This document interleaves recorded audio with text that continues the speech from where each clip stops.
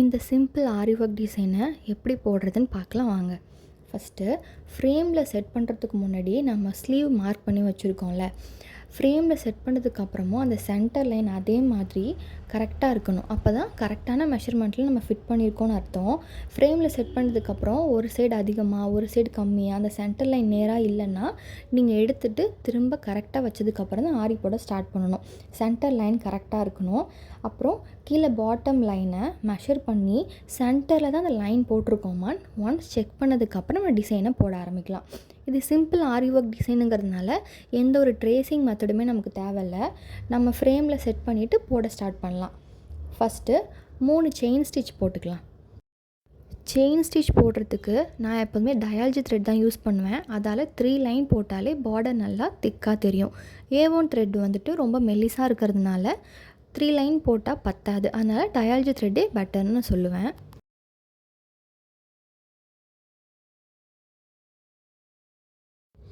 எப்போதும் chain stitch போடும்போது கிட்ட போடணும். பெரிய பெரிய லூப்பாக ஃபார்ம் பண்ணக்கூடாது. அடுத்து செயின் ஸ்டிச் போடும்போது சுருக்கம் வரக்கூடாது. அதை கவனிச்சுக்கோங்க.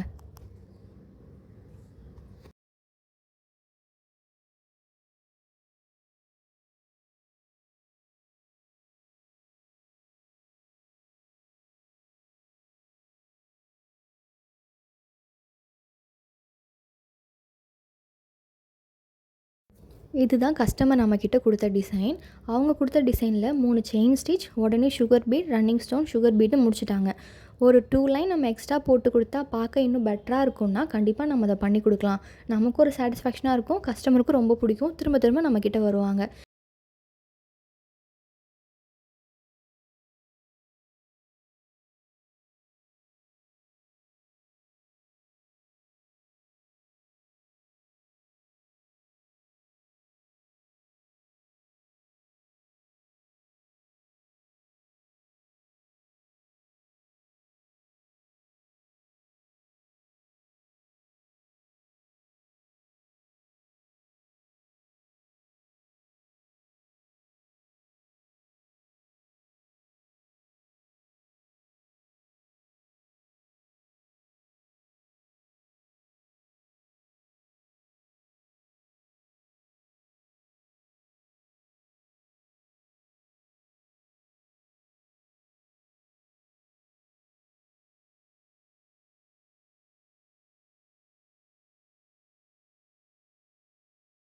அடுத்து நான் எக்ஸ்ட்ரா ஒரு லைன் போட்டிருக்கேன். சுகர் பீட் இல்லாமல் ஒரு எக்ஸ்ட்ரா லைன் போட்டுட்டு அடுத்து ரன்னிங் ஸ்டோன் இருக்குது. அதை வைக்கிறதுக்கு நான் எப்போதுமே ரன்னிங் ஸ்டோனை கம் போட்டு ஸ்டிக் பண்ணிவிட்டு டிசைன் முடிச்சதுக்கப்புறம் ரன்னிங் ஸ்டோனில் ஸ்டிச் பண்ணிப்பேன். எனக்கு அதை எடுத்ததும் ஸ்டிச் பண்ணால் டைம் கன்சியூமிங்காக கொஞ்சம் டஃப்பாக ஃபீல் பண்ணுவேன். அதனால் கம்மு நிறையாலாம் போட மாட்டேன். கொஞ்சமாக வீடியோவில் காமிச்சிருக்க மாதிரி கொஞ்சமாக போட்டு அந்த ஒயிட் ரன்னிங் ஸ்டோனை ஸ்டிக் பண்ணிட்டோன்னா ட்ரை ஆனதுக்கப்புறமா நம்ம ஸ்டிச் பண்ணிக்கலாம்.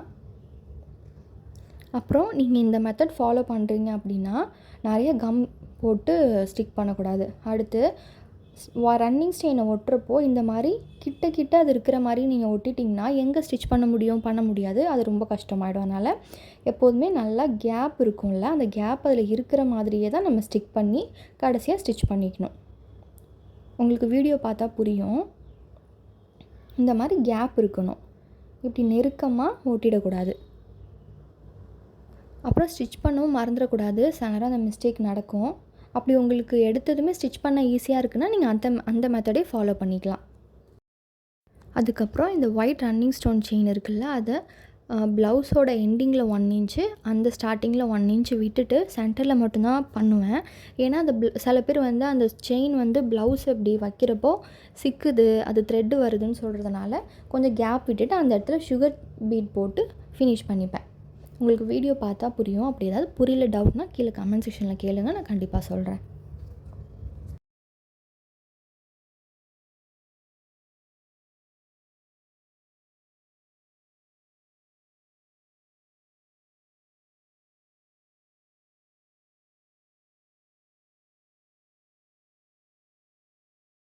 ஏற்கனவே பேக் நெக்கு முடிச்சிட்டேன். அதில் இதே மோட்டிவ் தான் வரும். அந்த மோட்டிஃபை நம்ம மெஷர் பண்ணும்போது 4 சென்டிமீட்டர் வருது. அப்போ நமக்கு ஒரு ஐடியா கிடைக்கும். ஸ்லீவில் வந்து அப்போ 4 சென்டிமீட்டர் வரும் அந்த மோட்டிஃபை. இங்கே ஆரம்பித்தா அதை இப்படி பண்ணும்போது கரெக்டாக இருக்கும், நமக்கு ஒரு ஐடியா கிடைக்கும். இப்போது ஸ்லீவில் சென்டரில் ஒரு லைன் மார்க் பண்ணோமா, அதில் ஒரு டாட் வச்சுட்டு 4 சென்டிமீட்டர்னால் 2ஆக பிரித்தா இந்த சைட் 2 சென்டிமீட்டர், அந்த சைட் 2 சென்டிமீட்டர் வரும். அப்போது இந்த சைட் 2 அந்த சைட் 2 மார்க் பண்ணிவிட்டு இடையில 2 மோட்டிஃப்க்கும் நடுவில் ஒரு 2 சென்டிமீட்டர் கேப் இருந்தால் அது பார்க்க நல்லாயிருக்கும் நான் ஃபீல் பண்ணேன். நீங்கள் 3 சென்டிமீட்டர் கூட கொடுத்துக்கலாம். அப்படி 3 சென்டிமீட்டர் கொடுத்தா இன்னும் எட்ட போயிடும், நிறைய மோட்டிஃப் போட முடியாது. 2 சென்டிமீட்டர் கேப் கொடுத்துட்டு திரும்ப 2 சென்டிமீட்டர் அந்தாண்ட ஒரு டாட் வச்சு அங்கே ஸ்டோனை ஃபிக்ஸ் பண்ணிட்டோன்னா நமக்கு ஒரு பார்டர் எப்படி அதில் நமக்கு கஸ்டமர் கொடுத்துருந்தாங்களோ அதே மாதிரி நமக்கும் கிடச்சிரும். அடுத்து இந்த வீடியோவில் பார்த்தா ஒரு ஸ்டோனோட பேக் சைடில் ஒரு லைன் ஸ்க்ராட்ச் இருக்குது. இன்னொரு ஸ்டோன் வந்துட்டு பிளெயினாக சில்வர் கோட்டிங் கரெக்டாக இருக்குது. அந்த பிளெயினாக இருக்கிற ஒரு ஸ்டோன் ரொம்ப பிரைட்டாகவும், ஸ்க்ராட்ச் இருக்கிறது முன்னாடியே அந்த ஸ்க்ராட்ச் தெரியும். அதனால் எப்போ ஸ்டோன் ஒட்டினாலும் ஸ்க்ராட்சாக இருக்கிற ஸ்டோன்ஸை விட்டுட்டு பிளெயினாக இருக்கிற ஸ்டோன்ஸை மட்டும்தான் நம்ம ஒட்டணும்.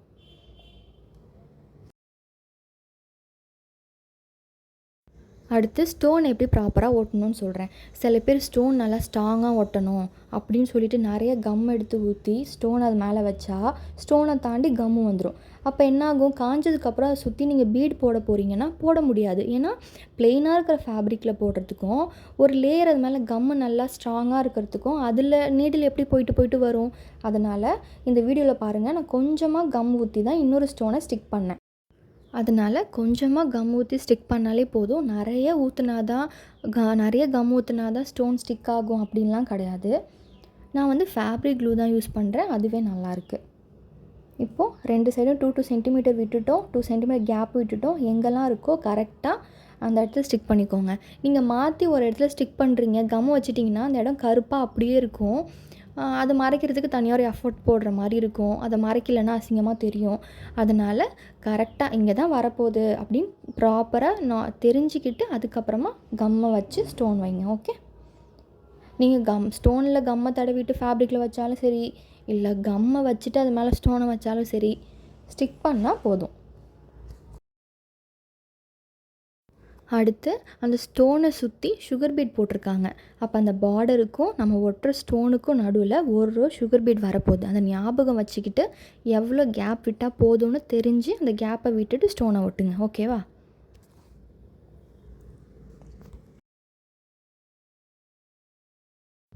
இப்போ வந்துட்டு ஒரு டெமோ மாதிரி காமிச்சிருக்கேன். நம்ம ஸ்டிக் பண்ணோம்ல, இந்த பிளெயினாக இருக்கிறதுல போடுறதுக்கும் இந்த ஸ்டிக்கி, அதாவது நிறைய கம் ஊற்றி நம்ம ஸ்டோன் ஸ்டிக் பண்ணோம்ல, அதுக்கும் அவ்வளோ டிஃப்ரென்ஸ் நீங்கள் ஃபீல் பண்ணுவீங்க. அதனால் கம்மை எப்போதும் கம்மியாக வச்சு போடுங்க. ஓகேவா?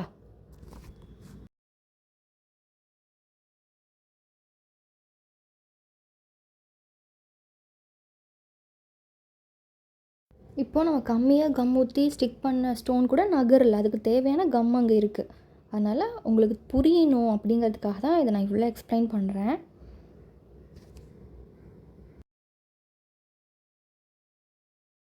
இதில் வந்துட்டு ஒரே ஒரு மோட்டிஃப் தான் ஸ்லீவ் ஃபுல்லாக கவர் ஆகிருக்கு, பேக்லேயும் அதே தான். அதனால் இந்த மோட்டிஃபை போட கற்றுக்கிட்டோம் அப்படின்னா ஒரு சூப்பரான ப்ளவுஸ் ரெடி. அதனால் இந்த வீடியோவை நான் ஷார்ட்ஸும் அப்லோட் பண்ணேன், அதில் பார்க்காதவங்க அதில் பார்த்துக்கோங்க. ஃபஸ்ட்டு அந்த ஸ்டோனை சுற்றி சுகர் பீடு, அதுக்கப்புறமா சென்டரில் போட வேண்டிய லைனை போட்டுட்டு அதுக்கப்புறமா நடுவில் உள்ளதை போடுங்க.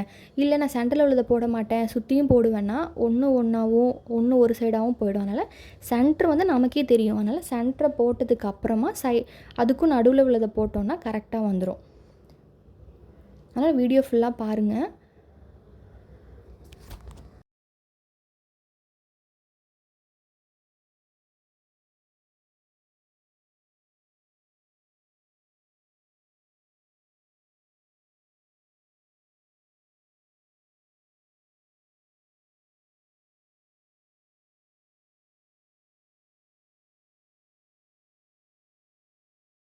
ஒரு மோட்டிஃப் எப்படி போடுறதுன்னு பார்த்தோமா, நான் ப்ளவுஸ் ஃபுல்லாக போடுறது அப்படியே பேசி உங்களை போர் அடிக்க விரும்பல. அதனால் ஃபுல்லாக டிஸ்டன்ஸில் ஸ்டிக் பண்ணிட்டேன். ஸ்டோனை ஸ்டிக் பண்ணிவிட்டு ஃபஸ்ட்டு சுகர் பீட். நீங்கள் வந்து ஒரு மோட்டிஃபாக கம்ப்ளீட் பண்ணாலும் சரி. எனக்கு போர் அடிக்கிறதுனால சில நேரம் ஒரு மோட்டிஃபை மட்டும் முடிச்சுட்டு அடுத்த மோட்டிஃப்க்கு போவேன். சில நேரம் சுகர் பீட் ஃபஸ்ட்டு முடிப்பேன், அப்புறம் 4 லைன் ஃபஸ்ட்டு முடிப்பேன். அந்த மாதிரி மைண்டுக்கு தகுந்த மாதிரி உங்களுக்கு எப்படி பிடிச்சிருக்கோ அப்படி போடுங்க.